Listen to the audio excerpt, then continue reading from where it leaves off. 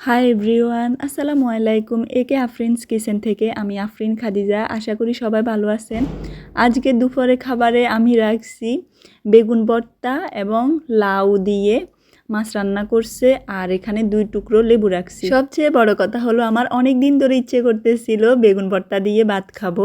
আজকে এমন গরম গরম ভাতের সাথে বেগুন ভর্তা করে খেয়ে নিচ্ছি। অনেক বেশি মজা ছিল বেগুন ভর্তাটা, আর এত বেশি ঝাল ছিল, আমার তো অনেক বেশি ভালো লাগছিল। আর ভর্তা মানেই ঝাল, ঝাল ঝাল না হলে ভর্তা খেতে ভালো লাগে না। আমি তো একটু একটু করে 2 থেকে 3 বার ভর্তাটা নিচ্ছিলাম, আর এখানে একটু একটু করে লেবুর রসটা দিচ্ছিলাম। এত মজা লাগতেছিল।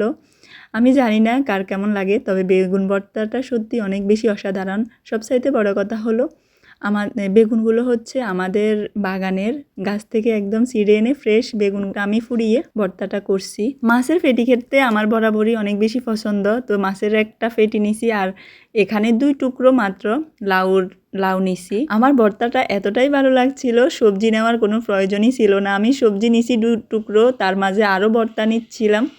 এটা সত্যি অনেক বেশি মজা ছিল। মনে হয় যেন সরিষার তেলটা দেওয়ার পরে আরও বেশি লোভনীয় হয়ে গেছে। আমি কিন্তু আগে ঝাল খাবার একদমই খেতে পারতাম না, মানে ঝালও বেশি খেতে পারতাম না, আবার মিষ্টি জাতীয় খাবার অতটা ভালো লাগতো না, খেতে পারতাম না এক কথায় যেটাকে বলে।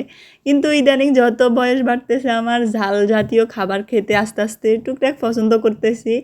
বা আগে ভর্তা আমার ভালোই লাগতো না, ঝালের জন্য আমি খেতে পারতাম না। এখন কিন্তু ভর্তাটাই আমার অনেক বেশি ভালো লাগে। তো ধন্যবাদ সবাইকে। এইদিকে আমার খাবারও শেষ। তো আল্লাহ হাফেজ, আসসালামু আলাইকুম, ভালো থাকেন সবাই। লাস্টে আমি আরও একটু ভর্তা নিয়েছি।